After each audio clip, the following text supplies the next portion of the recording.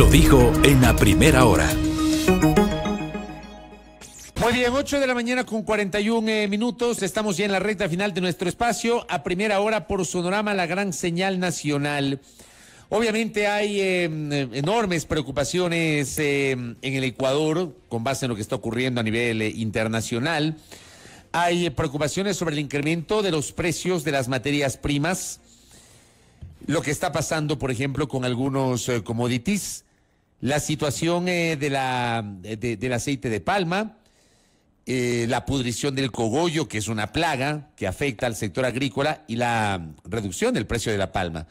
Este sector también, al igual que el de los bananeros, que ha reaccionado con mucha preocupación, al igual que el sector floricultor, que también tiene sus resquemores por la cantidad de flores, de rosas que venden hacia el mercado de Euroasia, donde está ubicada justamente la zona de las tensiones militares. Se suma justamente el sector de la palma. Conversemos ahora mismo con un especialista en materia económica. No lo tenemos, que está en la sala de espera, me dicen. A ver si podemos solucionar, porque me dicen que está en la sala de espera. No sé qué habrá pasado. Con Andrés Albuja, que ya lo estaba por conectarse, pensé que ya estaba conectado. Bueno, vamos a estar pendientes justamente de esta entrevista con el analista económico. No lo tenemos todavía conectado, algún problema de carácter tecnológico, procurando justamente solucionar para poder dialogar con él sobre lo que está pasando a nivel internacional. Esta derivación de la crisis de las tensiones militares entre Ucrania y Rusia. Información que tenemos ahora mismo generada por Diario El Comercio, en otro ámbito, que da cuenta del pronunciamiento de varias organizaciones sociales y feministas que rechazan el veto parcial del presidente de la República a el proyecto de ley que garantiza la interrupción voluntaria del embarazo en casos de violación. La nota, que ha sido redactada con las reacciones de los periodistas Mía Carrera y Valentín Díaz, da cuenta que organizaciones de defensa de los derechos humanos han rechazado el veto parcial del presidente de la República al proyecto de ley del aborto por violación aprobada por la Asamblea Nacional el pasado 17 de febrero. Una de las principales modificaciones que pide el presidente de la Asamblea es la unificación de plazos en zonas urbanas y rurales. El proyecto enviado por el Legislativo contempla un plazo de 12 semanas de embarazo para acceder al aborto por violación en caso de mujeres que residen en áreas urbanas, mientras que el plazo para mujeres en áreas rurales era de 18 semanas. Para ambos casos, el presidente plantea una unificación a 12 semanas. De esto, mañana, en el noticiero, en este espacio, vamos a tener dos posiciones. Ya ha confirmado Marta Villafuerte la presencia en este espacio mañana para poder tener una visión en contra de lo que aprobó la Asamblea Nacional. Marta Villafuerte pertenece a los grupos denominados Provida, ex candidata a la presidencia, a la vicepresidencia de la República, y estaremos procurando tener a una vocera del otro lado, que en cambio cuestiona seguramente la decisión del presidente de vetar parcialmente este proyecto de ley. Bueno, ahora sí lo tengo al economista Andrés Albuja, analista económico, ya conectado con nosotros. ¿Cómo le va? Bienvenido, buenos días, aquí a nuestro espacio a primera hora por Sonorama. Bienvenido, economista. Estimado Fabricio, muy buenos días, gracias por la cordial invitación y un cordial saludo a la ciudadanía. A usted por la gentileza de conectarse con nosotros. A ver, hablemos de lo macro y luego vamos particularizando, pero ¿cuáles son los sectores, por ejemplo, en el caso del Ecuador, los sectores productivos o de la economía que con mayor fuerza se están viendo afectados por las tensiones militares entre Rusia y Ucrania? Bueno, aquí tenemos varios sectores, ¿no? Especialmente agrícolas. Recordemos que Ecuador es un país primario exportador esencialmente, pero justamente ahí debemos focalizar esfuerzos para salir de ser tan dependientes de productos primarios, ¿no? Entonces, bueno, ha afectado mucho al sector bananero, al sector florícola, al sector camaronero, que en conjunto pues representan casi el 90% de las exportaciones no petroleras a esa región de Rusia y Ucrania. Estamos hablando de unas exportaciones que suman 1.200 millones de dólares, y esta crisis geopolítica obviamente compromete esas exportaciones y una balanza comercial positiva de 1.000 millones de dólares anuales. Eso fue el año 2021, según datos del Banco Central, lo que se vio. el comportamiento. Puede ser un breve resumen.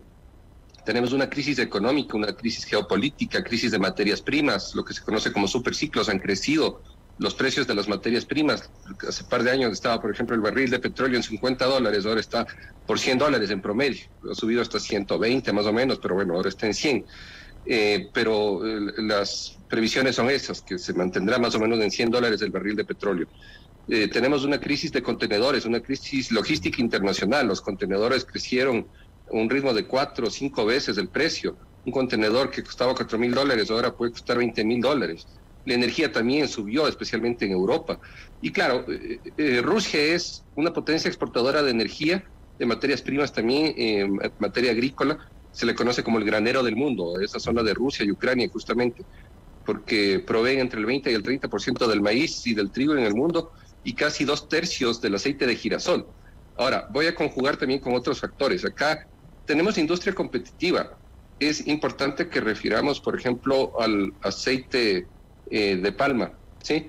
Los costos de producción, el costo del litro es muy competitivo, más o menos el $2.30, similar a lo que produce Colombia y Chile, y mejor que el precio de Perú, que es $2.70. Y pese a que somos un país dolarizado, en el caso del aceite de palma somos más competitivos. Sí. Entonces ahí deben encaminarse los esfuerzos en sectores en donde somos competitivos. El presidente de la República debe enseguida gestar políticas públicas para dar apoyo a sectores que son altamente competitivos, más allá de estar en este momento pues en discusiones de las pérdidas que tienen los sectores. Debemos ser estratégicos. Entonces yo hago una invitación pública para que se revise un mapa de inteligencia comercial. Y claro, tan competitivo es el aceite de palma aquí en Ecuador, ese sector, digamos, ¿no? De oleaginosas para grasas tanto industriales como también de consumo humano. Voy a poner un ejemplo. Imagínense que ha subido un precio referencial, voy a poner. El aceite crudo el crude palm oil, el aceite crudo de palma, ¿no? De Indonesia, que es el referencial, que es el principal exportador en el mundo. Subió de $500 la tonelada a $1,000 y de $1,000 a $2,000 en cuestión de 2 años, por efecto pandemia, efecto la nueva variante Omicron y ahora la guerra, ¿no? Entre otros factores, pero se encarecen los costos de materias primas porque los fertilizantes también se ven comprometidos. Lo que más importamos de Rusia son fertilizantes y esos fertilizantes obviamente ahora no pueden llegar al destino acá a Ecuador y eso encarece la producción. Hay escasez de productos, de materias primas, de insumos agrícolas y todo eso va generando un efecto en cadena. Pero lo que se debe salvaguardar a través de políticas públicas es justamente cómo focalizar donde somos altamente competitivos. Pongo más cifras, igual con el aceite crudo de palma. La producción anual es casi 380,000 toneladas métricas al año. Lo que se consume internamente es 300,000 toneladas métricas. Hay un remanente de unos 80,000 toneladas métricas que también se puede exportar, ¿no? Entonces, ahí debe canalizarse créditos blandos, políticas públicas enfocadas para salvaguardar empleos, el encadenamiento productivo, etcétera. Entonces, para esos sectores no existen esas políticas públicas, economista. Para esos sectores no existen esas políticas públicas que usted ha mencionado. No se está apoyando como se debería y debemos ser estratégicos. O sea, ahí es donde debe intervenir el Ministerio de Producción, debe intervenir, bueno, varios entes, ¿no? Pero también a través de créditos blandos con la banca pública, en lugar de en este momento estar enfocados en temas que son, digamos, temas políticos como créditos al 1%, esos son créditos subsidiados, ¿no? No, más debe canalizarse los esfuerzos de políticas públicas, créditos blandos, pero a estos sectores que sí generan divisas, que sí generan fuentes de empleo, que dinamizan la economía, que generan encadenamientos productivos. Y no podemos caer en un discurso de politiquería, por ejemplo, enfocarnos en el tema de los encarecimientos de las materias primas. Eso es algo mundial, ahí están las cifras. O sea, Ecuador ya está con una inflación de 3% aproximadamente, Estados Unidos 8%, seguramente llegará a 2 dígitos este año. Entonces, lo que debemos atacar es esa zona peligrosa de estanflación, estancamiento económico más inflación, pero como con políticas públicas que sí dinamicen los sectores donde somos competitivos, y ya menciono, ¿no? Le voy a El aceite de palma, tenemos también otros sectores competitivos, no los tradicionales, ¿no? Debemos también regresar a ver, por ejemplo, exportamos brócoli, exportamos maracuyá, exportamos ya hasta aguacate estamos exportando, ¿no? Eso es súper interesante. Entonces, ahí es donde debemos incluso dar valor agregado. Y menciono al sector permacultor con tanto énfasis porque es importante dimensionar la competitividad que tiene cada sector y cómo debe destinarse las políticas públicas para apoyar en especial a estos sectores. Déjeme trasladarle un par de comentarios de nuestra audiencia en este diálogo con el analista económico Andrés Albuja, hablando sobre el tema de la palma. Por ejemplo, me escriben acá en la transmisión digital y me dice un oyente, un internauta, que el aceite de palma está prohibido en Europa. Él reside en Europa y nos escribe eso. Y por otra parte, tengo otro mensaje de Cristina, nos escribió y dice: en la frontera norte la deforestación es impulsada por los agricultores para el aceite de palma. ¿Qué le parece a usted estos criterios que en cambio de alguna manera se contraponen con lo que usted comenta, economista? No, aquí debemos ser muy enfáticos con algo, ¿no? Sí se cumple con todos los temas ambientales, la mitigación de impactos ambientales. Hay empresas que son sostenibles, rentables, incluso socialmente, ambientalmente. Y si es que se habla de las restricciones de Europa, sí, pero es por competencia que tienen, obviamente ya siendo los principales productores de aceite de girasol, por ejemplo.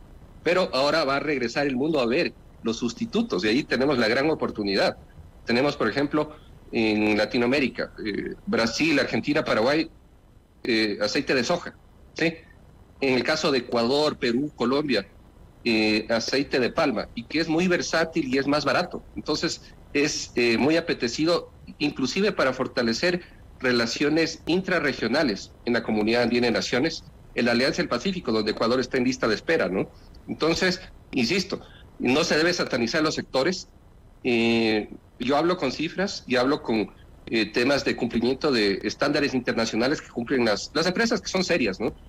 Cumplen con estándares internacionales para todo lo que tiene que ver con criterios ESG, que es Environment, Social and Governance, o sea, ambiente, todo el tema social y todo el tema de gobernanza corporativa.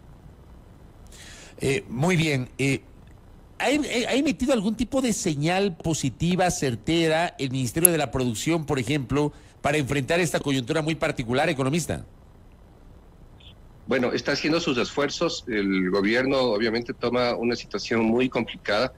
El hecho de querer integrarnos comercialmente con la Alianza del Pacífico es un esfuerzo grande que se lo está haciendo, y felicito la labor conjunta entre Presidencia, el Ministerio de la Producción y Cancillería también para abrir más mercados, ¿no? En tema diplomático, en tema comercial, pero obviamente este tipo de situaciones emergentes que salen nos pone a pensar en que es importante construir un mapa de inteligencia comercial, donde Ecuador ya no sea tan dependiente de los productos primarios, ¿no?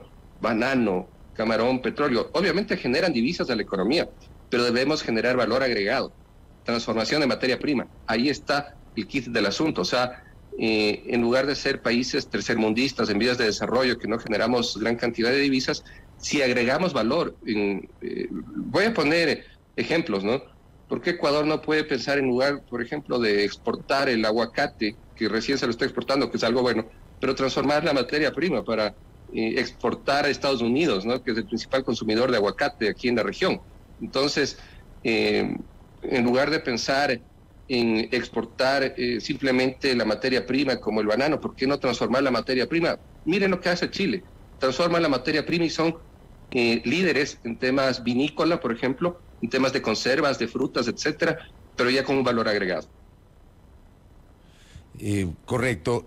¿Cuántos sectores, digamos, cuántos integrantes, colectivos, organizaciones, personas, empresas, empresarios, trabajadores están involucrados en estos sectores, y cómo les podría afectar si es que no se toman, evidentemente, medidas que permitan apuntalar el desarrollo económico y productivo de esos sectores mencionados, economista? Bueno, el sector real de la economía, el sector privado es realmente el motor de la economía. Entonces, estamos hablando que para encadenamientos productivos, generación de fuentes de empleo, etcétera, Si hablamos en mercado laboral, tranquilamente, todo lo que tiene que ver con el sector industrial, agroindustrial, pues encadenamientos productivos, pues, podríamos estar hablando de unos 2/3 de la economía nacional. Entonces, ahí radica la importancia. Ecuador es más allá de petróleo. O sea, el concentrar tanto riesgo en una balanza comercial petrolera es algo insano, porque incluso el mundo se está yendo hacia producción de energías limpias. Y ahí complemento con algo que digo, ¿no? ¿Por qué no pensar en la generación de biocombustibles, por ejemplo? Y ahí sí, el tema de materias primas que sirven para la generación de biocombustibles o energías limpias, renovables. Ecuador ha concentrado mucho riesgo, lastimosamente, en energías fósiles, y ahora es el momento de impulsar la agroindustria sostenible. ¿Será que se puede hacer en este momento muy particular, cuando, por ejemplo, el precio del petróleo se ha disparado, más allá de que estos últimos 2 días ha bajado o está por debajo de los $100? ¿Será que se puede apuntalar esto? No es al corto plazo. Son políticas públicas que deben empezar a delinearse. Es al mediano y largo plazo. Hay esfuerzos del presidente de la República, del MIPRO, el Ministerio de Industrias, Producción, Comercio Exterior y Pesca, pero ya debemos trazar una hoja de ruta que sea a largo plazo y redefinir inclusive el Plan Nacional de Desarrollo, que no está reflejando al 100% todas estas iniciativas que deben realizarse. Es contradictorio, por ejemplo, hablar de energías limpias, pero querer concentrar todavía más riesgo en energías fósiles, ¿no? Cuando, ¿de qué va a servir duplicar o triplicar la inversión en el sector petrolero de aquí a pocos años, cuando se tiene previsto que ya las energías fósiles no van a ser la principal energía en el mundo? La matriz energética mundial está cambiando. Europa lo está haciendo, por ejemplo, de una manera muy inteligente. Acá yo creo que sí podemos romper ese paradigma de ser tan primarios exportadores y dependientes de una energía fósil como el petróleo. Es importante, sí, ojo, no es que me opongo per se a la actividad petrolera. Claro, no, además no se puede prescindir de esa actividad de un momento a otro, ¿no? No, por supuesto, pero si estamos pensando en inversiones de $30.000 millones, es el 30% del PIB, ahí sí es para pensarlo y decir no, o sea, más bien el mundo está apuntando a otra dirección, más bien invirtamos en otros sectores. Correcto. Economista Albuja, gracias por estos minutos para conocer esta situación de estos sectores, particularmente el sector de La Palma, frente a la coyuntura internacional, ¿no? Le agradezco mucho por el tiempo. Muchas gracias, Fabricio. Muy gentil. A las órdenes. Al economista Andrés Albuja, analista económico, aquí en A Primera Hora. 8:59 a.m. Primera Plana. Todas las noticias, todas las voces.